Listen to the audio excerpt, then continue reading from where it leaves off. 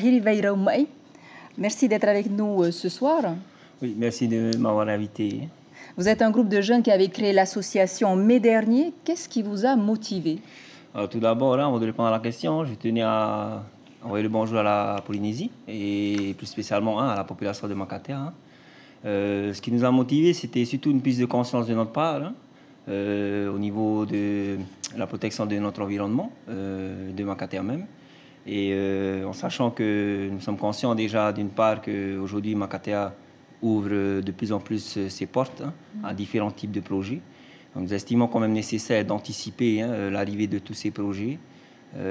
C'est pour ça justement que nous souhaitons mener nos actions. Alors, pour préserver les ressources de votre île, vous voulez travailler avec les scientifiques de la DIREN?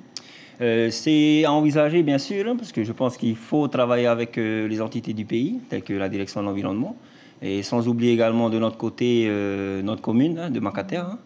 Et je pense qu'ensemble, on sera quand même plus apte à faire avancer les choses pour atteindre nos objectifs. Qu'est-ce qui vous inquiète justement dans cette ouverture de votre île vers le tourisme, par exemple, les futurs projets? Qu'est-ce qui vous inquiète, vous, les jeunes de l'île? Si je devais répondre simplement, c'est l'afflux de personnes, de visiteurs, si on devait parler de développement touristique, qui pourrait quand même avoir un impact considérable sur l'environnement. Vous avez eu des exemples concrets chez vous? Par la production de déchets, par exemple. Quand les groupes de visiteurs passent, il y en a qui sont plus ou moins respectueux. Et sur l'île, avec les jeunes de l'île, on a vu quand même des cas où c'était assez inquiétant, où il y a des personnes quand même... Par exemple des groupes de personnes qui passent par exemple dans nos grottes d'eau douce.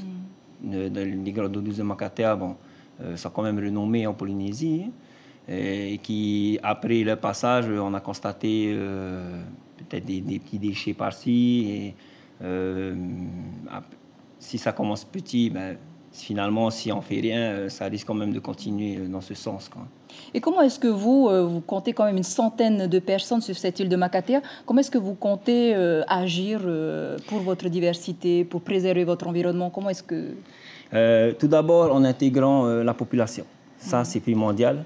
On estime quand même que déjà nous, étant résidents de l'île et étant jeunes, nous sommes tous descendants de ce que nous, on appelle les gardiens de l'île. C'est les deux générations qui viennent de passer.